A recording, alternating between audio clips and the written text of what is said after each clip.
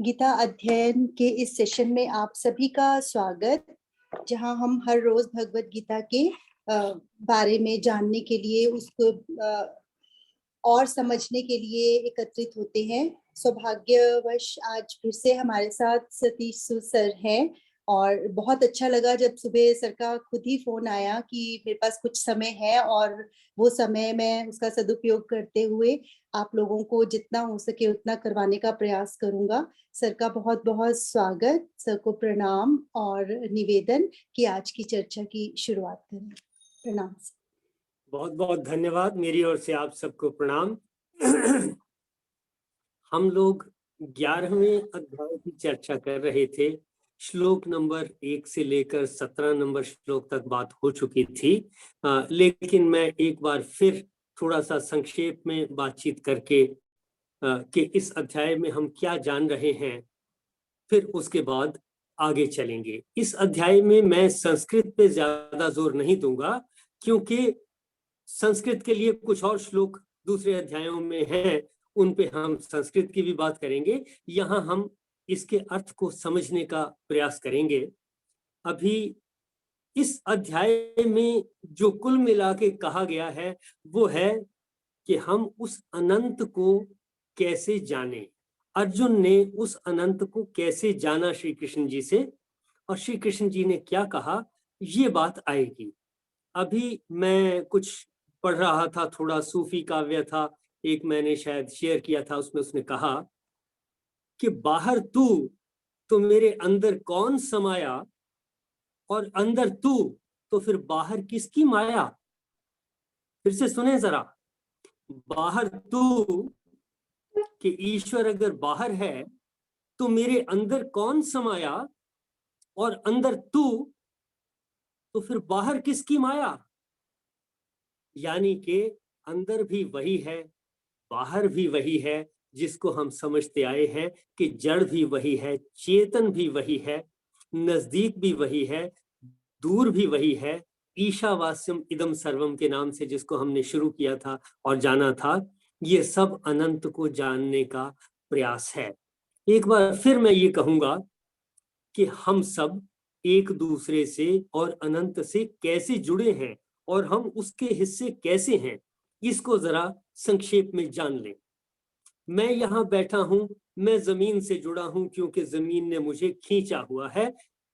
जमीन तो घूम रही है, अपनी धुरी के चारों ओर भी घूम रही है, सूरज के चारों ओर भी घूम रही है, और अगर मैं किसी चीज को घुमाऊं तो वो परे चटक करके परे चली जाएगी, लेकिन हम जाते नहीं। गुरुत्वाकर्षण ने, पृथ्वी के खिंचाव ने हमें रोका हुआ है, अपने अंदर की तरफ को बांधा हुआ है।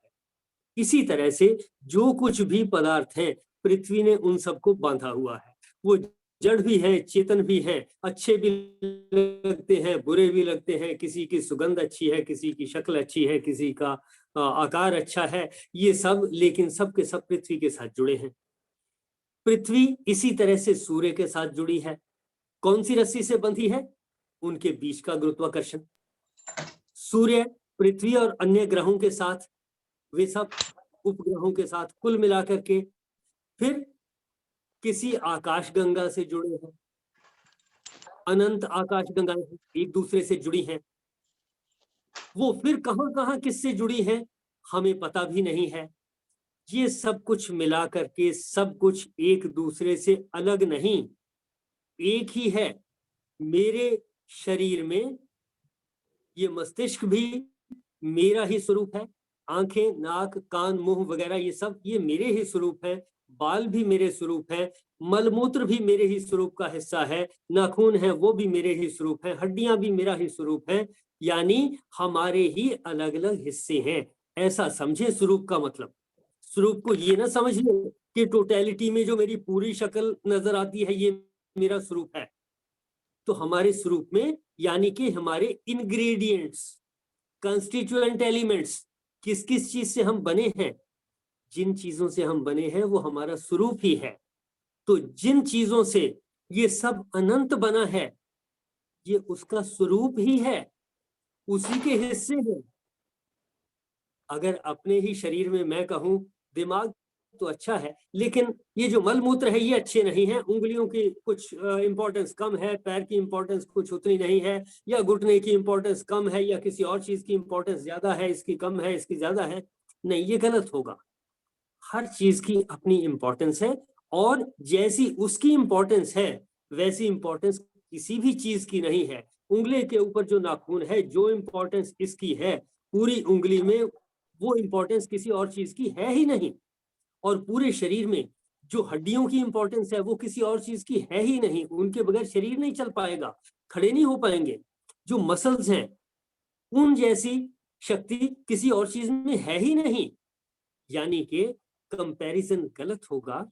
हर एक चीज अपने गुणों को लेकर अपने आप में परिपूर्ण है, संपूर्ण है और अमूल्य है। इसलिए ऐसी किसी भी चर्चा से बचें जिसमें हम कहते हैं ये अच्छा है, ये बुरा है, ये कम अच्छा है, ये ऐसा है, ये वैसा है। नहीं, सब चीज अपनी अपनी तरह से अच्छी है। ये तो हुई जनरल चर्चा थोड़ी सी। अब मैं श्लोकों पे आता हूं। पहले श्लोक से लेकर मैं हिंदी पढ़ता जाऊंगा कि कैसे अर्जुन ने पूछा और कृष्ण जी ने क्या जवाब दिया, कैसे हमने इस अनंत को समझा। इसी अनंत को समझने का प्रयास है, यहां से श्लोक को पढ़ करके जानते हैं। पहले श्लोक में कहा है, हिंदी पढ़ूंगा सिर्फ, मुझ पर अनुग्रह करने के लिए आपने जो परम गोपनीय अध्यात्म विषयक वचन अर्थात उपदेश कहा, उससे मेरा यह अज्ञान नष्ट हो गया। अर्जुन ने यह कहा श्री कृष्ण जी से कि जो कुछ आपने कहा है उससे मेरा अज्ञान नष्ट हुआ। अगर अर्जुन का अज्ञान नष्ट हुआ है तो इससे पहले तक जो भी कुछ हमने जाना है उससे हमारा भी अज्ञान नष्ट हो जाना चाहिए। नहीं नष्ट हुआ तो दोबारा पढ़े, दोबारा समझे, नष्ट हो जाना चाहिए। अगले दूसरे श्लोक में कहा है, क्योंकि हे कमल नेत्र, मैंने आपसे भूतों की उत्पत्ति और प्रलय विस्तार पूर्वक सुने हैं तथा आपकी अविनाशी महिमा भी सुनी है। फिर कहा, हे परमेश्वर, आप अपने को जैसा कहते हैं, यानी वो अनंत अपने आप को जैसा कह रहा है, जैसा श्री कृष्ण जी ने ईश्वर के बारे में कहा, अपने बारे में कहा, हे परमेश्वर आप अपने को जैसा कहते हैं यह ऐसा ही है, परंतु हे पुरुषोत्तम, आपके ज्ञान, ऐश्वर्य, शक्ति, बल, वीर्य और तेज से युक्त ऐश्वर्य रूप को मैं देखना चाहता हूं। अर्जुन ने कहा, मैं आपके स्वरूप को देखना चाहता हूं। तो क्या हमने देख लिया? हाँ, देख लिया। जो हमारे अंदर, बाहर, आसपास, नजदीक, दूर जो भी हमें दिखता है या महसूस होता है, ये उसी का स्वरूप है, उसी के कंस्टिट्यूएंट एलिमेंट्स हैं, उसी अनंत का, उसी ईश्वर के ही ये अंश हैं। देखना, अर्जुन देखना कहता है, मैं देखना चाहता हूं। हमने कहा कि क्या हम भी देखना चाहते हैं? हाँ, हम देखना चाहते थे डेफिनेटली, और हमने देख भी लिया। अब देखते हैं कि अर्जुन ने कैसे कैसे देखा, देखते हैं।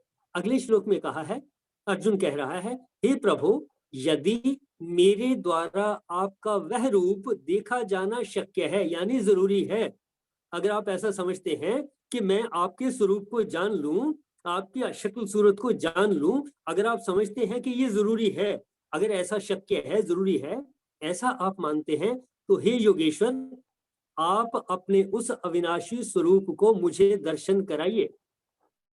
अर्जुन ने कहा कि उस अविनाशी स्वरूप को मुझे जरा दिखाइए, दर्शन करवाइए।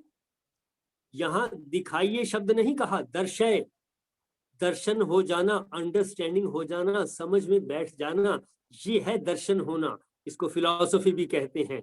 मेरे माइंड में कोई चीज बैठ जाए कि चुंबक खींचता है, मेरे माइंड में बैठना चाहिए। आंख को दिखता नहीं, कान को सुनता नहीं, जीभ उसका टेस्ट नहीं कर सकती, लेकिन वो खींचता है, मुझे दिखता है।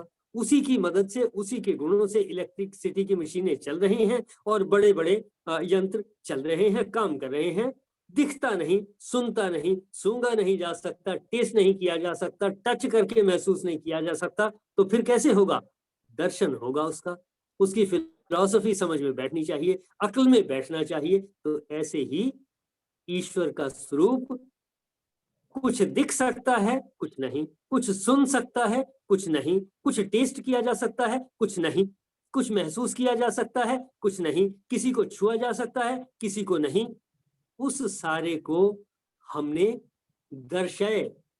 हम कह रहे हैं, अर्जुन कह रहा है कि मुझे दर्शन कराइए, मुझे समझाइए, मेरी अक्ल में बिठाइए। हमारी अक्ल में भी बैठना चाहिए, हमारी समझ में आ जाना चाहिए सब प्रकार से। अगले श्लोक में कहा, हे पार्थ, अब कृष्ण जी कह रहे हैं, अब मेरे सैकड़ों हजारों नाना प्रकार के और नाना वर्ण तथा नाना आकृति वाले, कृष्ण जी कह रहे हैं कि उनके सैकड़ों हजारों अलग अलग तरह के, अलग अलग कलर शेड्स हैं उनके, अलग अलग शेप है उनकी, नाना आकृति वाले, अलौकिक जो लौकिक जो समझ में आता है, अलौकिक जो समझ में नहीं आता, कि चमक की शक्ति नहीं समझ में आती, नहीं दिखती। अलौकिक रूपों को देख, और एक रूप नहीं है, ऐसे रूपों को देख, हम भी देख ही रहे हैं। फिर आगे क्या कहा, हे भरतवंशी अर्जुन, मुझ में आदित्यों को अर्थात अदिति के 12 पुत्रों को, 8 वसुओं को, 11 रुद्रों को, दोनों अश्विनी कुमारों को और 49 मरुदगणों को देख। क्या हमारे अंदर डॉक्टर, साइंटिस्ट, इंजीनियर और ये सब नहीं है? क्या वो मरुदगणों की और बाकी सबकी गिनती में नहीं आएंगे, या कि मरुदगण कुछ और चीज थे और यहाँ अब जो कुछ है उनमें मरुदगण है नहीं? या उनमें ये जो चर्चा की गई है, रुद्रों की बात की गई है, अश्विनी कुमारों की बात की गई है, क्या अश्विनी कुमार उसके बाद हो चुके, फिर नहीं हुए कभी भी? या हम सोच रहे हैं कि वो आ जाए, हमें दिखाई दे जाएंगे? हैं, हम में ही हैं। वैज्ञानिक हैं, मैकेनिक हैं, इंजीनियर्स हैं, डॉक्टर्स हैं, साइकोलॉजिस्ट हैं, फिलोसोफर हैं, सब कुछ है। ये सारे के सारे इसी में आते हैं। अदिति के इन्होंने गिनती करती, अब तो अनगिनत हो गए। आदित्यों, हे भरतवंशी अर्जुन, मुझ में आदित्यों को, यानी कि इस पूरे यूनिवर्स में, मुझ में यानी कि इस पूरे इनफाइनाइट यूनिवर्स में किस किस को देखो? आदित्यों को, यानी अदिति के 12 पुत्रों को। बहुत पुत्र हो गए अब तो, अलग अलग वेराइटीज हैं, बहुत हैं, अनंत हैं। 8 वसुओं को, 11 रुद्रों को, दोनों अश्विनी कुमारों को। मैं इनकी डेफिनेशन या इन्होंने क्या किया था ये नहीं कह रहा, लेकिन मैं ये कह रहा हूं कि इन सब में वो सब आ गए जो आज के युग को, हम सबको, हमारी जिंदगी को आसान बना रहे हैं, आगे ले जा रहे हैं। टेक्नोलॉजी है, सब कुछ है जिसको हम इस्तेमाल कर रहे हैं। हम उस सबको देख रहे हैं। अर्जुन उनको देख रहा था। इस अनंत में श्री कृष्ण जी ने कहा कि इस अनंत में ये सब कुछ है, ये मेरे ही स्वरूप है, ऐसा कहा, दिखा दिए या समझा दिए, जैसे भी उन्होंने महसूस कराया हो, उनको उसको बता दिया कि ये सब मेरा ही स्वरूप है। अश्विनी कुमारों को और 49 मरुदगणों को देख। तो भाई हम भी कहते हैं, देख लो डॉक्टर्स को, साइंटिस्ट को, ये घर जिन मैकेनिक्स ने, मजदूरों ने, वर्कर्स ने बनाया, देख लो उनको, सब बड़े समझदार हैं, उन्होंने बड़े बड़े अच्छे काम किए। जिन्होंने हमारा फर्नीचर बनाया, मोबाइल फोन बनाए, तो वो क्या इन सबसे कम रहे? जी नहीं, उन सब की भी वैल्यू उतनी ही है। यानी कि इस अनंत में जो भी कुछ है, ये ईश्वर का ही स्वरूप है, उसी के अंश है, उसी के अंग हैं। देख, तथा बहुत से पहले ना देखे हुए आश्चर्यमय रूपों को देख। हम देख ही रहे हैं आश्चर्यमय रूपों को, रोज रोज नई इन्वेंशन हो रही है।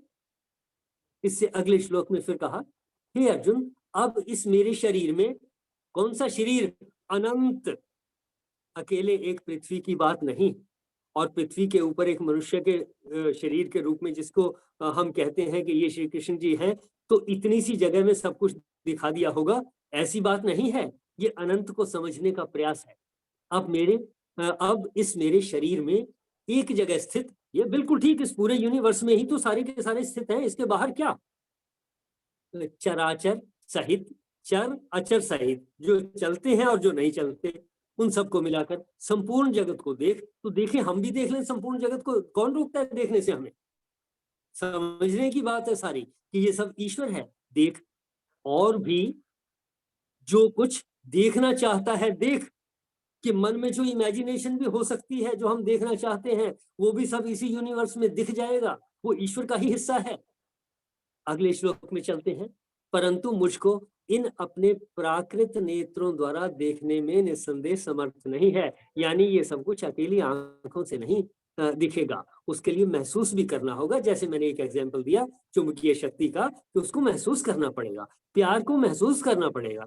जब एक बच्चा गले लगता है या दो मित्र आपस में जफ्फी डाल लेते हैं, या पति पत्नी आपस में संबंध बनाते हैं, एक साथ रहते हैं, एक दूसरे का आदर करते हैं, क्या है ये दिखता तो है नहीं, टच तो नहीं कर सकते, लेकिन है, अटैचमेंट है, लगाव है, ये सब है।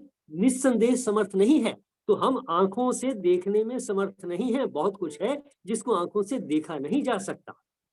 टेस्ट को आंखों से देखा नहीं जा सकता। आम मीठा है, मिठास को आंख से देख नहीं सकते, जीभ से ही चखना पड़ेगा। अलग अलग जो हमें इंद्रियां मिली हैं उन सब से महसूस करना पड़ेगा। इसके अलावा भी जो शक्तियां हैं उनको बदल करके अब समझना पड़ेगा। मेरी आवाज तारों में से कैसे चली जाएगी, मेरी शक्ल सूरत ये तारों में से कैसे चली जाएगी, दिखता तो है नहीं, लेकिन तारों में से जा रही है, आप तक पहुंच रही है, आवाज भी पहुंच रही है, शक्ल भी पहुंच रही है, और सारा वीडियो ऐसे का ऐसा पहुंच रहा है। तो कहा इन आंखों से निस्संदेह समर्थ नहीं है, इसी से मैं तुझे दिव्य अर्थात अलौकिक चक्षु देता हूं। तो अलौकिक चक्षु क्या है? यही है, समझ का चक्षु है, अकल का चक्षु है, अंडरस्टैंडिंग का चक्षु है। तो ये जो चक्षु जिसको कहा, ये अकेले आंख की बात हो रही है, ये कोई एक स्पेशल आंख लगा दी, ऐसा नहीं। मैं समझता हूं ये समझदारी की आंख है कि जिससे हम समझेंगे। तुझे दिव्य अर्थात अलौकिक चक्षु देता हूं, यानी मैं वो अंडरस्टैंडिंग देता हूं जिससे तू मेरी ईश्वरीय योग शक्ति को देख। तो मैंने कैसे कोशिश की समझाने की? मैंने कहा हम पृथ्वी से जुड़े हैं, पृथ्वी सूर्य से जुड़ी है, सूर्य आकाश गंगा से जुड़े हैं, आकाश गंगाएं अनेक अनंत आकाश गंगाओं से जुड़ी हैं, ये कुल मिलाकर के एक है। ये मेरे समझाने का तरीका है। इन्हीं बातों को समझ करके किसी और तरीके से समझे कोई फर्क नहीं पड़ता। समझ में आना चाहिए कि ये सब अनंत एक ही है, अलग अलग नहीं है ये। इससे अगले श्लोक में कहा, हे राजन महायोगेश्वर, और ये कह रहे हैं संजय, हे राजन महायोगेश्वर और सब पापों के नाश करने वाले भगवान ने इस प्रकार कहकर उसके पश्चात अर्जुन को परम ऐश्वर्य युक्त दिव्य स्वरूप दिखलाया, यानी वो अंडरस्टैंडिंग उसको दे दी, उसको समझा दी। अब जिस तरीके से अर्जुन को समझाई गई वैसी संजय को समझ में आई या नहीं आई, आगे पता लग जाएगा, वो डिस्क्राइब कर रहा है। ठीक, आगे कहा है श्लोक नंबर 10, 11, 12 की बात चलेगी अब। अनेक मुख, तो यहाँ पूरे यूनिवर्स में पृथ्वी के ऊपर ही अनेक मुख दिखाई देते हैं। आपका भी है, मेरा भी है, सभी के अपने अपने मुख हैं। अनेक मुख और नेत्रों वाले, हर एक के दो दो नेत्र हैं। मनुष्यों के भी, जीव जंतुओं के भी, पशु पक्षियों के भी दो दो नेत्र हैं। अनेक अद्भुत दर्शनों वाले, बहुत से दिव्य भूषणों से युक्त। अनंत भूषण है, कोई मिट्टी का लेप करता है, ये भी उसका भूषण है। कोई सोना पहनता है, सोने की अंगूठी पहनता है, कोई सप्त धातु पहनता है, ये उनके आभूषण है। किसी के पास ज्ञान के आभूषण है, किसी के पास पदार्थ के आभूषण है। दिव्य भूषणों से युक्त बहुत से दिव्य शस्त्रों को हाथों में लिए। हमारे हाथों में शस्त्र है, हम इंस्ट्रूमेंट हर रोज इस्तेमाल करते हैं। ये मोबाइल भी तो शस्त्र है जिसकी मदद से हम आपस में बातचीत कर रहे हैं। बहुत से दिव्य शस्त्रों को हाथों में उठाए हुए हैं, हम सबके हाथों में हैं, अलग अलग शस्त्र हैं। दिव्य माला और वस्त्रों को धारण किए हुए, यस, माला भी पहनते हैं, वस्त्र भी पहनते हैं। आप एक तरीके का पहनते हैं, मैं दूसरे तरह का पहनता हूँ, लेडीज अलग तरीके के पहनती हैं, जेंट्स अलग तरीके के पहनते हैं, बच्चों के लिए अलग चीजें हैं। ये सब दिव्य हैं। दिव्य माला और वस्त्रों को धारण किए हुए, दिव्य गंध का सारे शरीर में लेप किए हुए। गंध, मनुष्य की गंध अलग है, शेर चीते जानवरों की गंध अलग है जिससे वो एक दूसरे को पहचानते हैं। पशु पक्षियों की गंध अलग है, हर एक की गंध अलग है। दिव्य गंध का सारे शरीर में लेप किए हुए, पसीना आता है तो गंध अलग है। ये सब अलग अलग तरह की गंध है, चाहे हम उसको पेड़ पौधों से प्राप्त करें, चाहे कहीं और से शरीर पे लगाएं या ना लगाएं, वैसे हमें मिल जाए। सब प्रकार से आश्चर्यों से युक्त, ये सब आश्चर्य की बातें हैं, आश्चर्य से युक्त ही है सब कुछ, सीमा रहित। अब इसकी सीमा कहाँ है?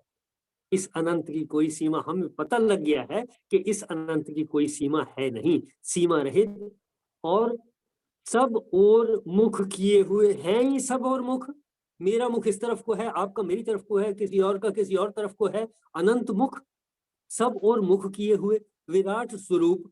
विराट स्वरूप तो हो ही गया, अकेले पृथ्वी पे ही देख लें यही विराट हो गया, और पूरे अनंत तक जाएंगे तो फिर अनाट का इस विराट का कहना ही क्या। परम देव परमेश्वर को अर्जुन ने देखा। तो ईश्वर को इस तरह से अर्जुन ने समझा कि ये सारा विस्तार उस ईश्वर का है जिसको हम भी यही प्रयास कर रहे हैं, और अब तक हमारी समझ में बैठ जाना चाहिए। लेकिन थोड़े थोड़े दिनों के अंतराल में बातचीत होती रहेगी, रिवाइज होता रहेगा तो पक्का होता रहेगा। और याद करने में यही कहा जाता है, एक बार आज पढ़ा है तो ये बहुत जल्दी भूलना शुरू होगा समय के साथ, फिर थोड़ा सा रह जाएगा माइंड में, रिवाइज कर लेंगे, इसका लेवल ऊपर चला जाएगा, फिर जब ये भूलना शुरू होगा ये पहले से थोड़ा ज्यादा लेवल होगा। रिटेंटिविटी कर्व कहते हैं इसको। जितनी बार रिवाइज करेंगे उतना रिटेंशन का लेवल ऊपर चलता चला जाएगा। तो ये जो बातें हम करते हैं थोड़े अंतराल के बाद करते हैं, फिर मैं वही बातें रिपीट कर देता हूं, तो डेफिनेटली आपके रिटेंटिविटी का लेवल ऊपर चला जाएगा, रिवाइज हो जाएंगी, पक्की हो जाएंगी, मन में बैठ जाएंगी। और ये किसी भी तरह से समझे, मेरी भी व्यस्तता आ जाती है। और मुझे याद आता है कि अर्जुन को जब कहा था कि जी हाँ देखिए तीर चलाना है, बोलिए क्या दिखता है। सबने कहा पेड़ दिखता है, चिड़िया दिखती है, ये दिखता है, ये दिखता है। किसी ने कुछ कहा, किसी ने कुछ कहा। अर्जुन ने कहा हाँ जी कि तो आपको क्या दिखता है? अर्जुन ने कहा मुझे तो चिड़िया की आंख दिखती है। यानी कि जहां तीर लगाना है वो दिखता है। जितने दिन मैं आपके पास नहीं था तो मैं उस चिड़िया की आंख पे केंद्रित हो रहा था। जो काम मेरे जरूरी हैं वो तंगी वाले हो या खुशी वाले हो या जैसे भी हो, हम सबके जीवन में अप्स एंड डाउन्स हैं, तो तब मेरा केंद्र उस तरह से चिड़िया की आंख के ऊपर था, इसलिए ध्यान कहीं और जाता नहीं। अब थोड़ा सा फ्री हुआ तो जितना थोड़ा सा टाइम है मैंने कहा चलिए अब जो है तीर चला लिया है, जब तक दोबारा तीर के ऊपर फोकस करना है तो थोड़ा टाइम अवेलेबल है, आपसे बातचीत हो जाएगी, अच्छा रहेगा, मुझे भी अच्छा लगता है। मैं बात करता हूं तो मेरा भी रिटेंटिविटी का लेवल ऊपर चला जाता है, रिवाइज हो जाता है। चलिए अगले श्लोक पे बात करते हैं। आकाश में 1000 सूर्यों के एक साथ उदय होने से उत्पन्न जो प्रकाश हो। 1000 क्या, ये सितारे जितने हैं, आकाश गंगाएं, अनंत सूर्य हैं ये सारे के सारे। कोई जरूरी नहीं सारे के सारे सूर्य हमारे पास को ही होने चाहिए, ये अनंत अनंत है। तो कहा प्रकाशित कैसे होगा? ये नहीं कि आंखें चुंधिया जाएंगी, माइंड समझ नहीं पाएगा कि ये अनंत क्या है। इस अनंत को दिमाग में बिठाना बहुत मुश्किल है, टाइम लगेगा, समझना होगा।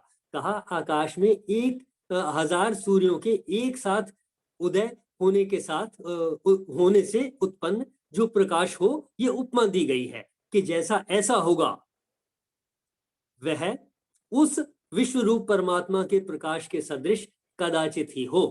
कि उस अनंत का जो अंडरस्टैंडिंग हमारे मन में आए, वो 1000 सूर्यों से जो प्रकाश हो रहा है उससे भी जो समझ हमारे मन में आएगी, उससे भी ये बहुत बड़ी बात है। यानी अनंत के विस्तार को समझने का प्रयास है, ये कंपैरिजन है, उपमा दी जा रही है।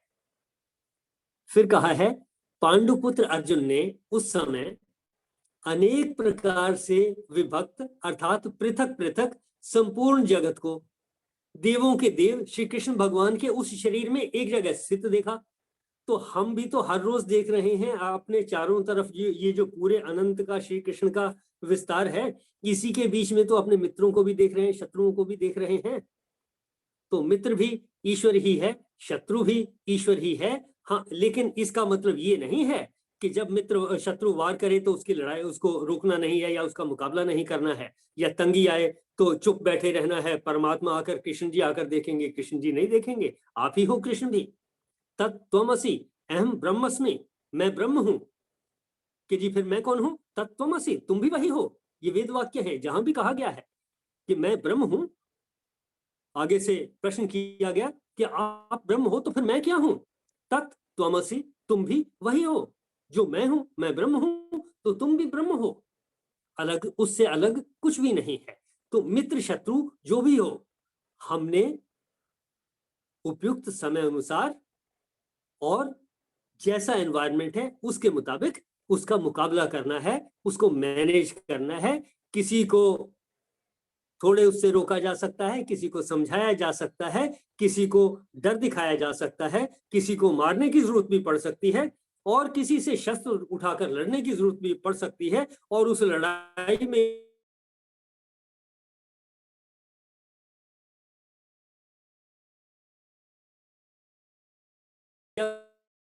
तो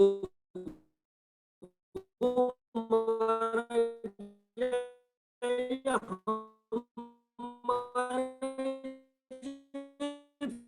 फिर क्या फर्क पड़ता है? अर्जुन को भी तो यह दोनों तरीके देवों के देश, हाँ ये सब एक ही जगह, मैं बैठा हूँ इसी जगह, या जहाँ जितनी जगह में श्री कृष्ण जी का शरीर दिखता है उतनी ही जगह में नहीं, वो अनंत, उस अनंत के बीच में ही स्थित है। ये हमारी समझ में धीरे धीरे आ जाना चाहिए।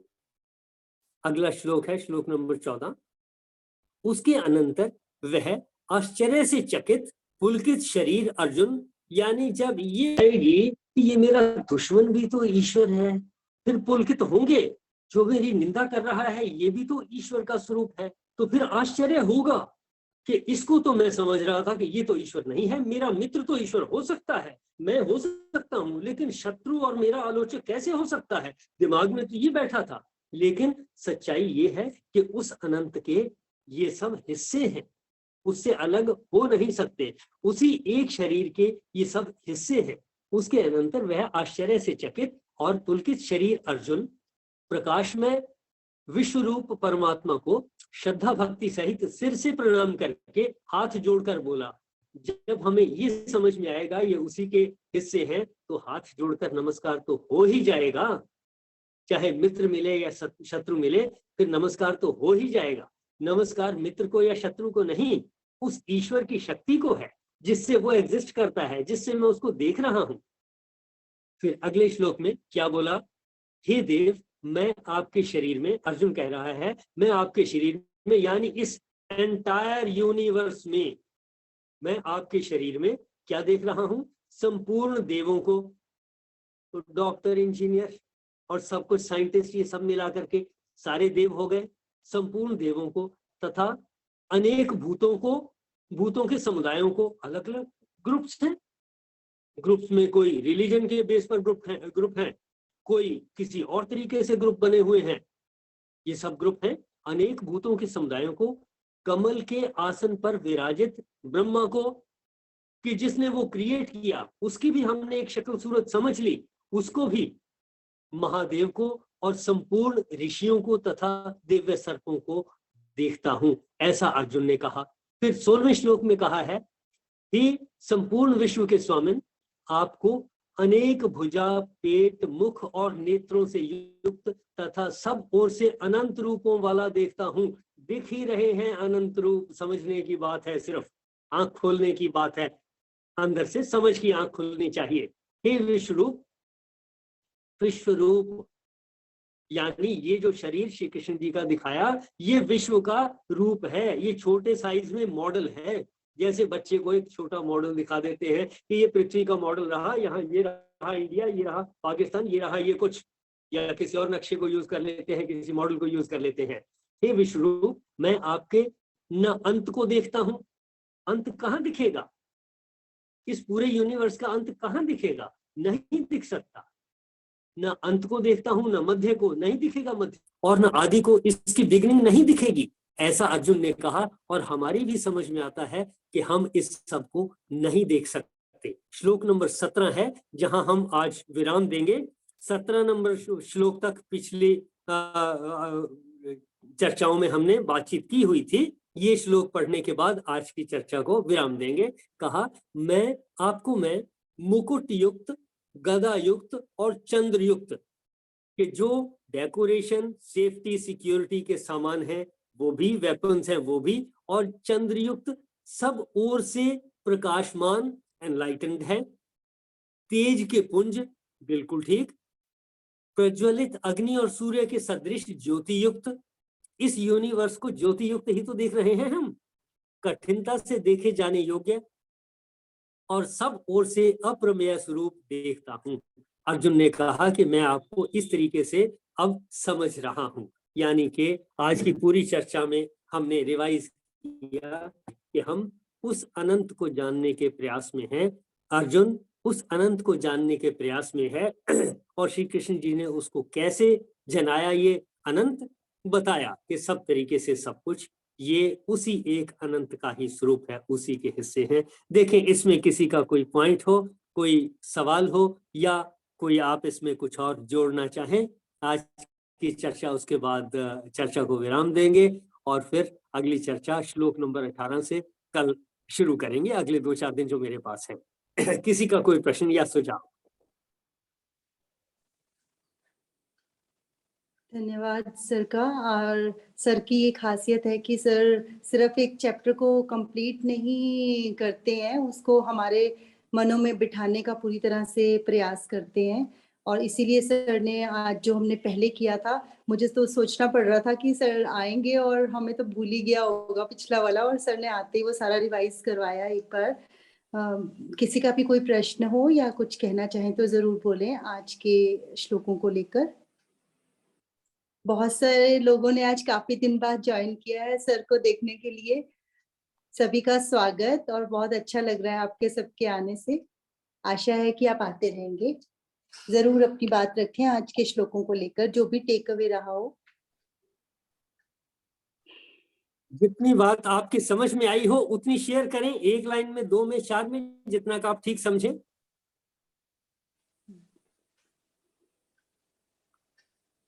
सबसे पहले तो जो सर ने उस दिन एक भेजा था वीडियो, वो बहुत ही बढ़िया था। और सर ने शुरू में ही उसका जिक्र किया कि अगर मैं अंदर हूँ तो बाहर कौन है, और यदि बाहर है तो अंदर कौन बैठा है।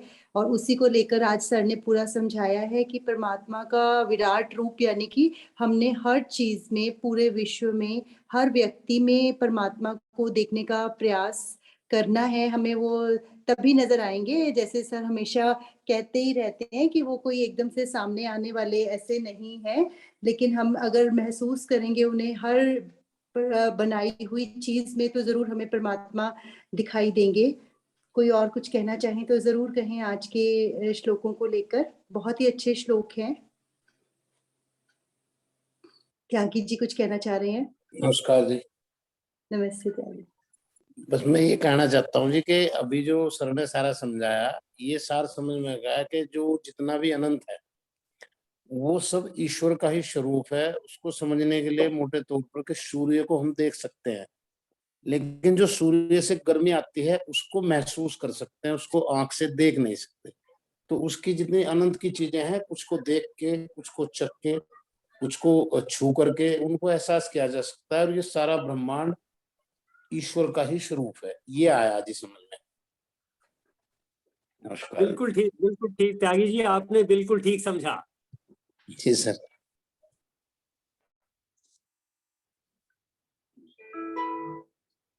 गीतांजलि जी आप कुछ कहना चाहेंगे? गीतांजलि जी, कुलदीप जी सभी हैं आज।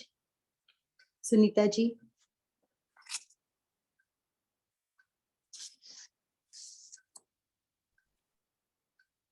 चलिए, कल के लिए तैयार रहिएगा। यही सवाल शुरू में पूछेंगे कि क्या हमने उस अनंत को जान लिया, फिर आगे चलेंगे। ठीक है। आज एक्चुअली मनन सर करें। अभी हाँ। सब एब्जॉर्ब करने की कोशिश कर रहे हैं कि आप एकदम से प्रकट हो गए ना।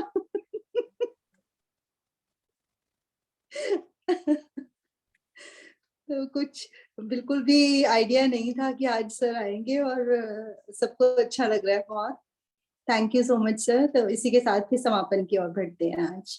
आप सभी का बहुत बहुत धन्यवाद। तो आगे हाथ से रस किसने करवाना है आज? आप ही करवाएंगे, हमने तो आजकल बंद कर दिया था हास्य रस करना।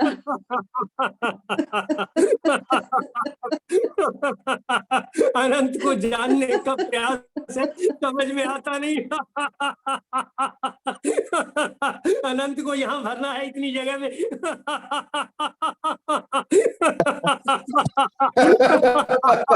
अगर अनंत इस जगह में भर गया तो समझ में आ जाएगा कृष्ण के शरीर में था।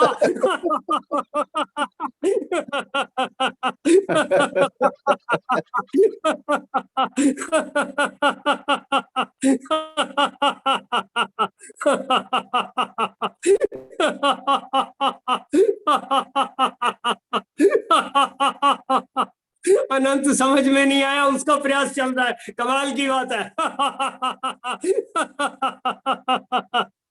चलिए, बहुत बहुत धन्यवाद आप सभी का। सभी का बहुत बहुत मेरी ओर से धन्यवाद। आप सबको प्रणाम।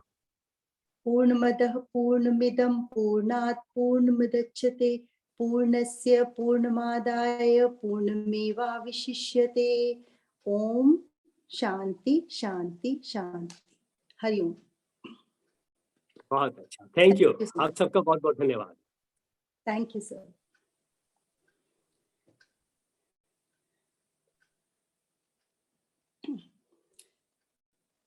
गीतांजलि जी,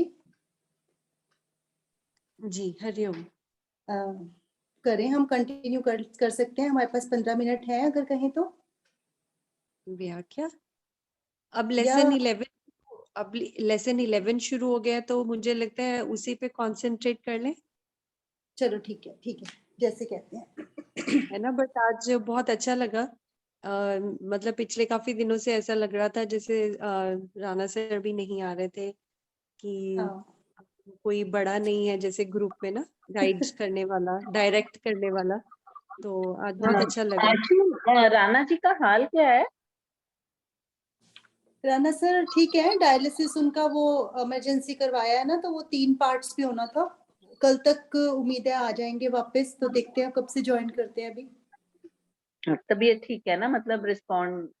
हाँ जी, ठीक है। उनसे तो बात नहीं हुई, उनके मिसेज से ही बात हुई थी, तो कह रहे थे कि थर्सडे तक उम्मीद है कि आ जाएंगे। आज करूंगी फोन, रात को करती हूँ। हाँ जी, सैटरडे ठीक। तक तो अभी सूद सर कह रहे हैं, सैटरडे तक का उनके पास है। वो कह रहे थे मैं 3-4 दिन मेरे पास समय है तो मैं आना चाहता हूँ, तो सैटरडे तक तो सूद सर आएंगे ही आएंगे। उसके बाद फिर जैसे चलेगा वैसे फिर। शशि मैम का अभी हो नहीं रहा ना आने का। हाँ, शशि दीदी शाम वाला टाइम नहीं निकाल पा रहे हैं, वो सुबह ले रहे हैं ना, लेकिन सुबह क्या कर एक्चुअली रहे हैं वो? सुबह 11:30 बजे आपको बताया था ना, 11:30 हाँ, वाले टाइम, 9वां वो अध्याय करवा। वो अभी चल नहीं रहा ना, क्या कहते हैं, वो दीपा भेजती है, हर रोज भेजती है दीपा मैम। दीपा दीदी पता नहीं, लिंक तो नहीं डालते। दीपा दीदी तो अपने वाला ही डालते हैं ना, जो वो खुद रिकॉर्ड करते हैं। शशि नहीं दीदी वो वाला नहीं, तो शायद वो रिकॉर्ड नहीं करते हैं। तो शशि नहीं, वैसे मैं बात कर रही हूँ, वो खुलता किस पे है फिर? वो आप दीपा जी को मैं बोलती हूँ, वो रीटा आंटी आप एक बार डाल देना, मेरे को भेज देना लिंक, नहीं तो या आप ग्रुप में डाल देना एक बार। हाँ जी। देख, अब मैं ये देख रही थी कि ये वाला भी चैप्टर ना बड़ी मतलब मैं बोलने की कोशिश कर रही थी 11th वाला साथ साथ, हाँ तो जी, मैं ठीक से ले नहीं बना पाई। 11th अभी हमने किया नहीं ना दीदी के साथ। हाँ हाँ, हम्म, तो वो बनी नहीं, मतलब 10th वाले की भी ठीक है, 10th वाले की तो फिर भी थोड़ी बहुत बन गई, लेकिन 11th की नहीं बनी, कोई बात नहीं, है अभी ना? देखते हैं ना। जब जब दीदी को मैंने बोला था, जब अभी राणा सर शुरू करेंगे ना 11वां चैप्टर, तो दीदी को बोलेंगे कि उससे पहले आ जाएंगे। हाँ, ले बन जाती ना, हाँ जी, हाँ जी, मतलब बहुत वो ज्यादा पढ़ने इकट्ठा में सब। भी हाँ एक्चुअली वो बहुत ज्यादा ना, पहले बहुत ज्यादा हैवी हो रहा था, कोई कोई कभी कुछ, तो फिर वो मुश्किल हो रहा था ज्यादा भी करना एब्जॉर्ब। तो इसीलिए 2 में डिवाइड किया है कि एक सुबह हो जाता है, एक शाम को, क्योंकि कई लोगों के पास शाम को टाइम नहीं होता, वो सुबह ज्वाइन कर लेते हैं। हाँ हाँ, हाँ जी, सही। चलिए ठीक है। ठीक फिर ठीक मेडिटेशन के लिए तैयार हो जाते हैं। ठीक। जी हाँ जी,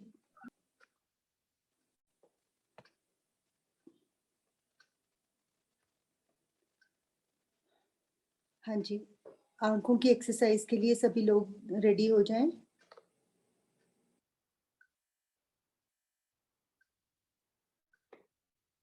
एक बार ऊपर की ओर, नीचे की ओर, ऊपर नीचे, ऊपर नीचे। 5 बार इस प्रक्रिया को करने के बाद आंखों को विराम दें, और अब बाएं कान को और फिर दाएं कान को देखने का प्रयास करें। बायां कान और फिर दायां, बायां और दायां, बायां और दायां। विश्राम। अब एक मल्टीप्लाई का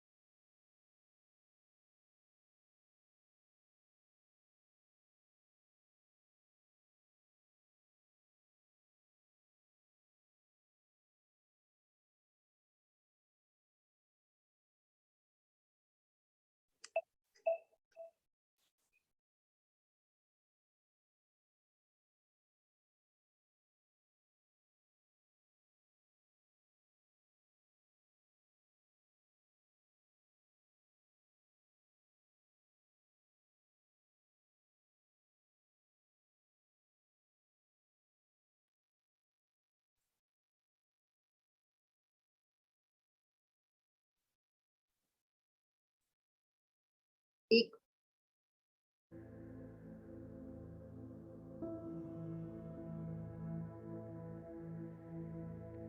हम मूलाधार चक्र को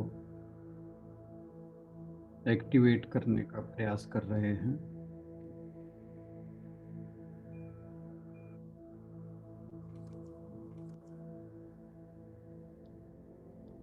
इसलिए सबसे पहले मूलबंध लगाएं और जितनी देर रोक सके रोके रखें। अपने जो एनस के मसल्स हैं उन्हें कॉन्ट्रैक्ट करके ऊपर की ओर पुल करना है।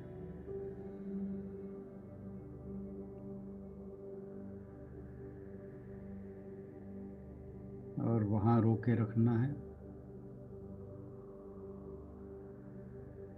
शरीर के निचले हिस्से पर तनाव नहीं होना चाहिए। मूलबंध रिलैक्स होकर लगाना है।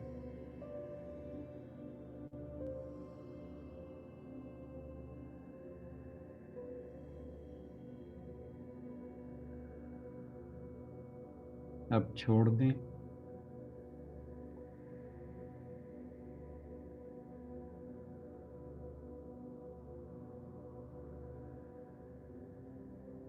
ध्यान मूलाधार चक्र पर रहे।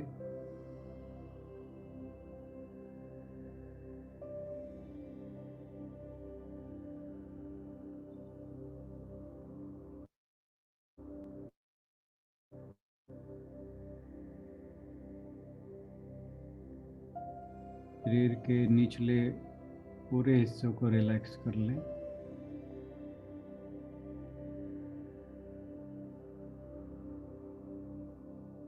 एक बार फिर से मूलबंध लगाएंगे।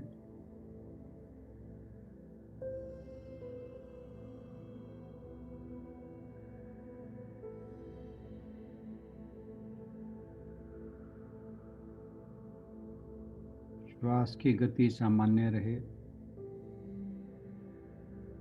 रोकना नहीं है।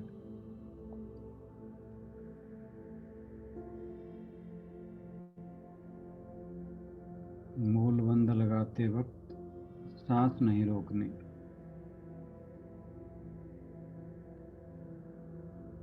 रिलैक्स होकर लगाना है।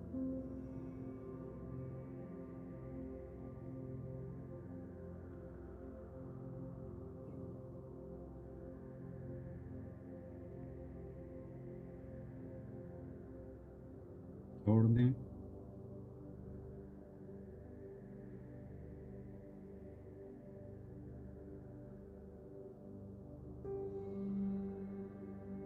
ध्यान मूलाधार पर।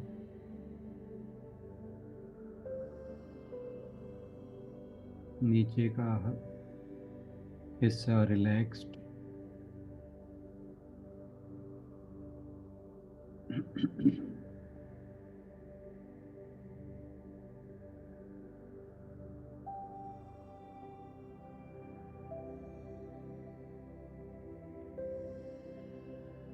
गहरी सांस लें, छोड़ दें।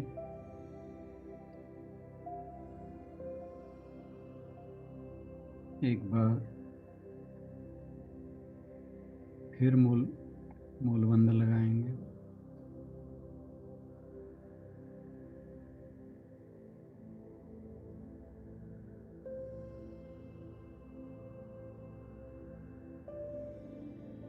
Breathing normal.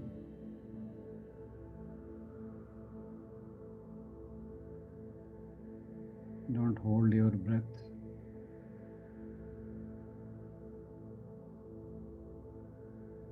ध्यान मूलाधार चक्र पर।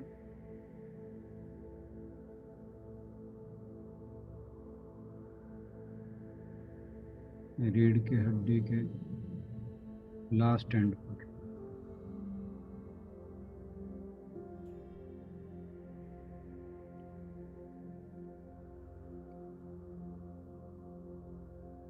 ध्यान रहे कि अपने ध्यान को गुदा पर केंद्रित नहीं करना, एनस पर केंद्रित नहीं करना। उससे थोड़ा ऊपर मूलाधार पर, जहाँ रीढ़ की हड्डी खत्म होती है, वहाँ ध्यान को स्थित करना है। मूलबंध छोड़ दें।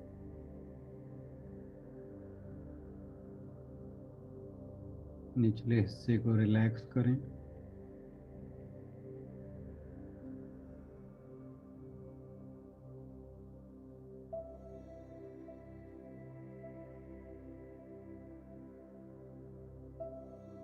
ध्यान मूलाधार पर।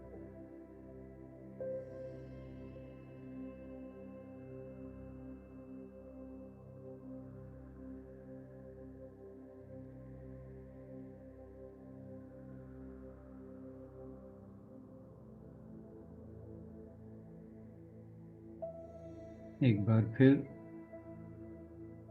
मूलाधार चक्र लगाएं, मूलबंध लगाएं।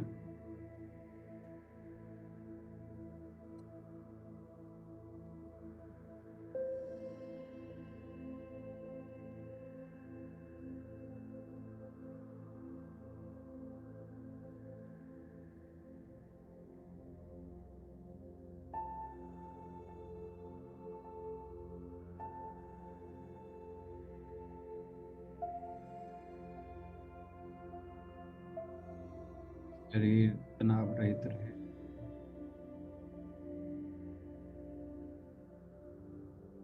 रिलैक्स होकर मूलबंध लगाएं।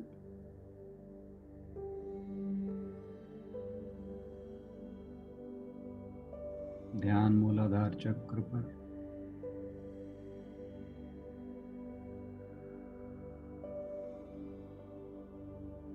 यथासंभव समय के लिए ही रोकना है।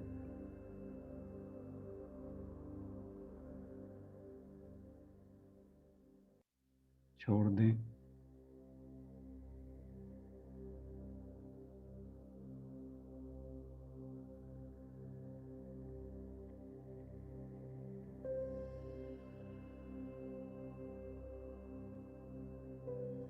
अगर मूलबंध लगाते हुए तनाव रहता है ज़्यादा देर लगाने पर, तो उतनी देर ही लगाएं जिसमें तनाव ना हो।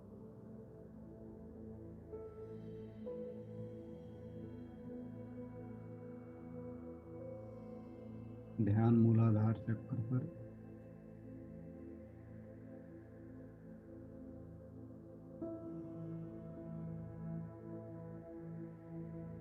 गहरी सांस लें और छोड़ें।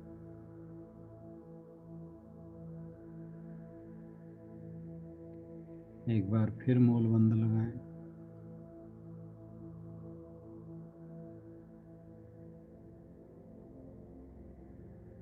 श्वास की गति सामान्य रखें।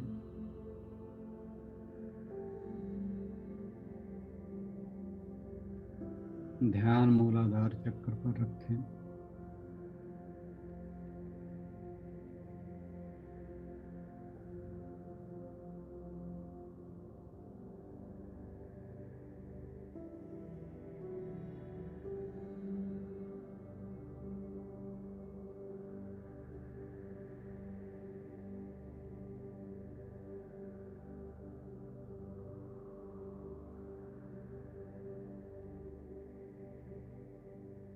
जितने समय कंफर्टेबल रहें मूलबंध लगाकर रखें, उसके बाद छोड़ दें।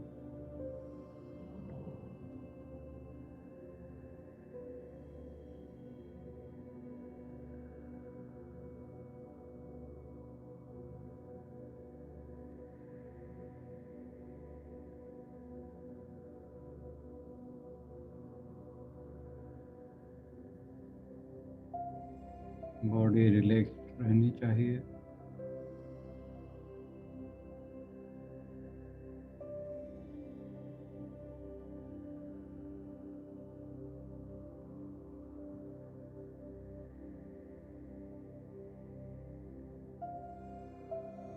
ध्यान मूलाधार चक्र पर। अब छोड़ दें।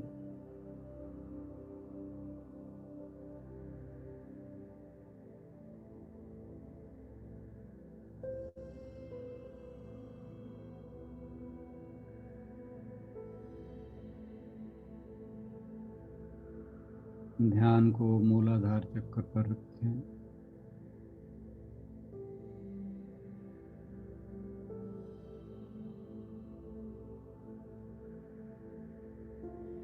उस स्थान पर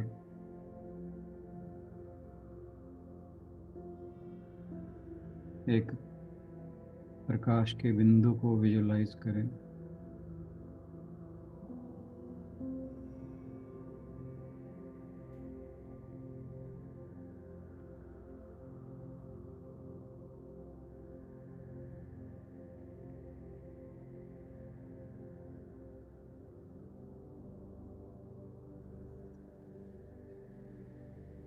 मूलाधार चक्र के आसपास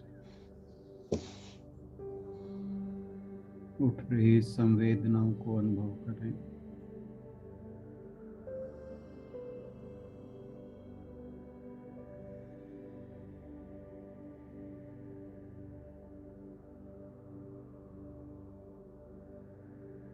मूलाधार चक्र गहरे लाल रंग का 4 पंखुड़ियों वाला कमल का फूल होता है।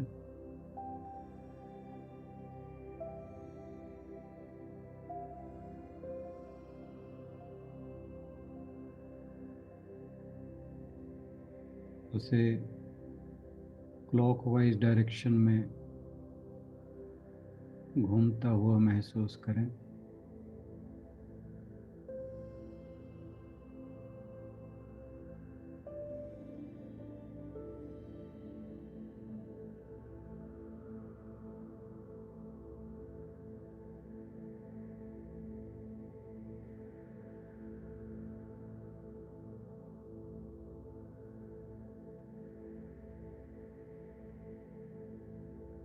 धीरे धीरे आप अनुभव करेंगे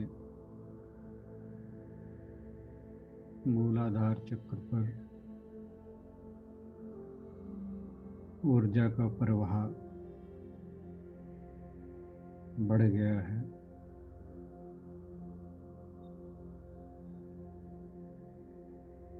ऊर्जा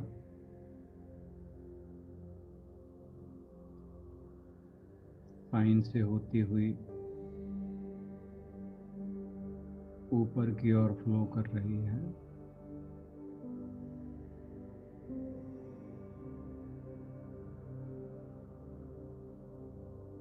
मन ही मन लम का उच्चारण करें। लम मूलाधार चक्र का बीज मंत्र है। ध्यान मूलाधार चक्र पर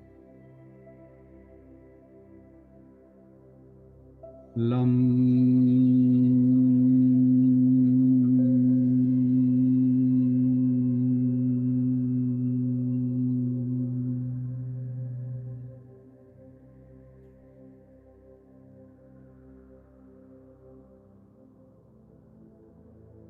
इस समय हल्का सा मूल बंद लगा कर रखें तो बेहतर होगा।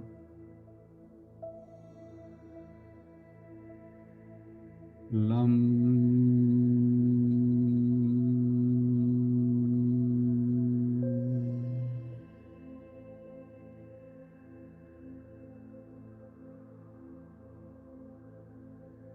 लम।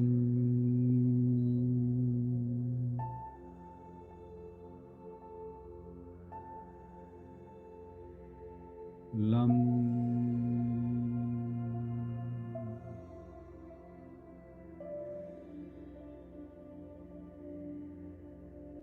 लम।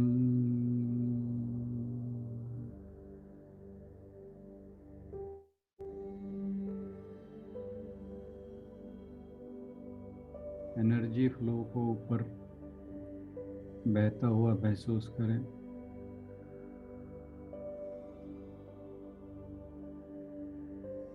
मन ही मन लम का उच्चारण जारी रखें।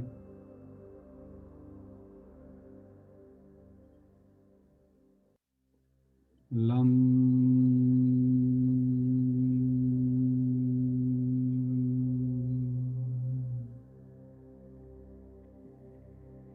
लम।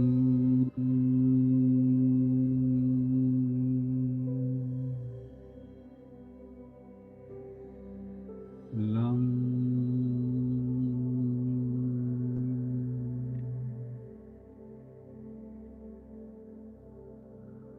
लम।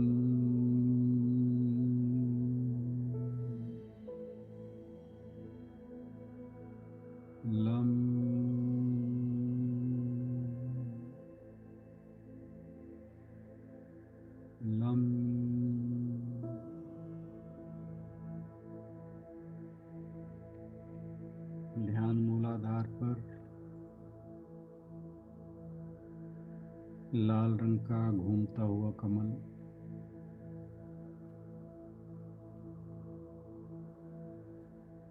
प्रकाश के बिंदु का विजुअलाइजेशन,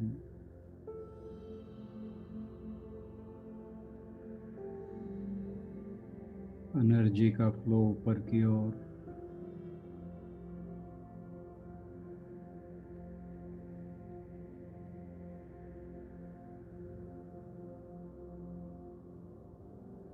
मन में कोई विचार आए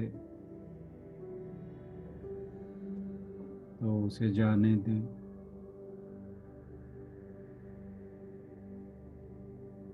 ध्यान न दें।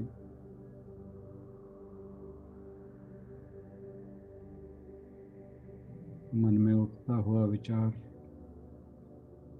अपने आप ही चला जाएगा, उसके पीछे ना जाएं।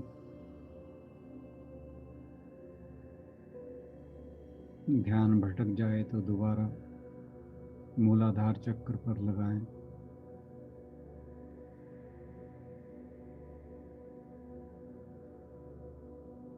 एनर्जी फ्लो को फील करें।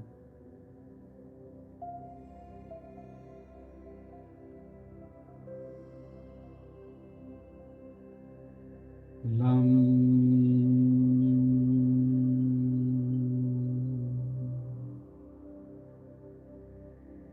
लम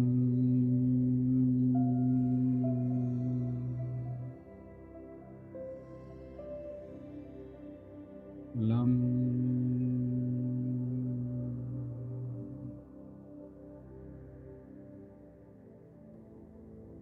लम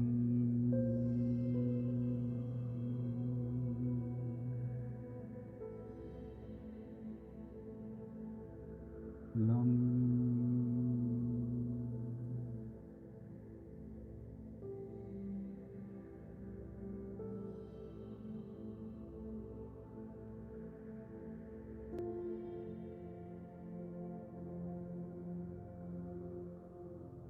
मूलाधार चक्र पर उठती हुई संवेदनाओं को महसूस करें।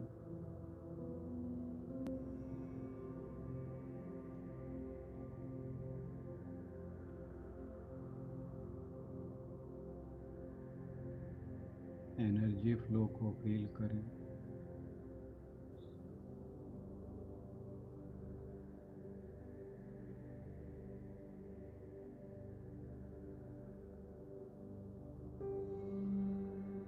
शरीर शांत रहे।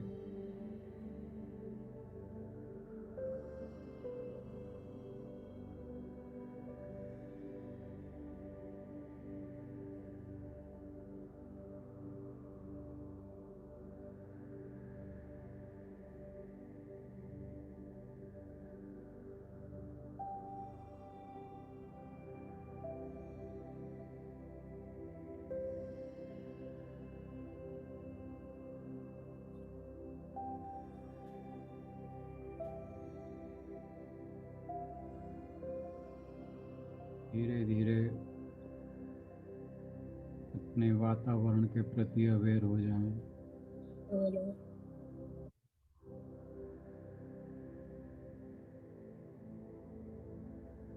अपने आसन के प्रति अवेयर हो जाएं।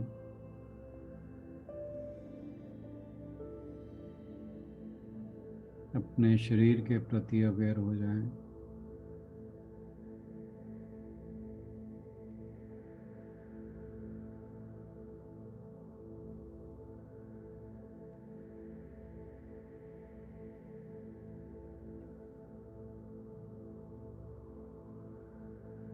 महसूस करें कि आपका मन शांत हो गया है,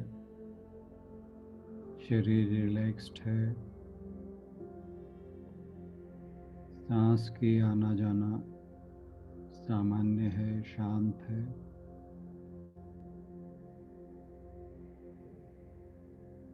मूलाधार चक्र पर सेंसेशन है।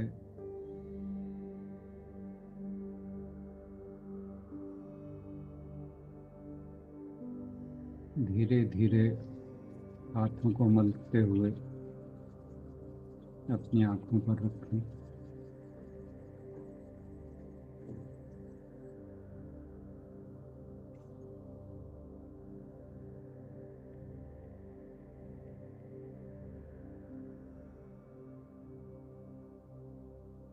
धीरे धीरे नीचे की ओर आंखों को थोड़ा थोड़ा खोलकर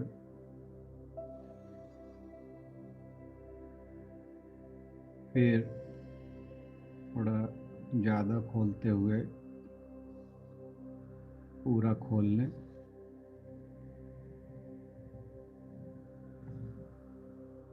इसी के साथ आज मेडिटेशन का यह सेशन समाप्त हुआ।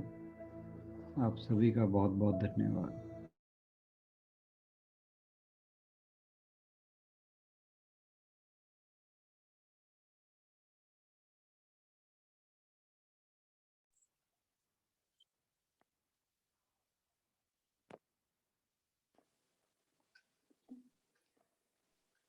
सभी का धन्यवाद। कोई जन, सुनीता दीदी बैठे हैं क्या? सुनीता, कोई जन में कोई बताएंगे कि क्या वो कंफर्ट